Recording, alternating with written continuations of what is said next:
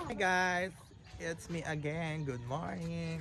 It's time for me to chill and feel the vibe of the beach. So, as of today, we were going to Lingayen Beach together with my Ness and Nicky. Ang mga bida-bida. Yan. So, na-miss nyo ba sila? Na-miss nyo ba sila? Hindi ko sila na-miss. Charis! So ngayon, ito yung mga pagkain namin na nandito si Tisay. Hi!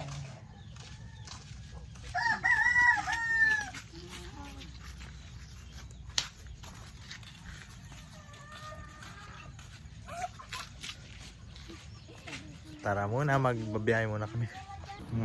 Perfect. Aligo ka na sa likod ko.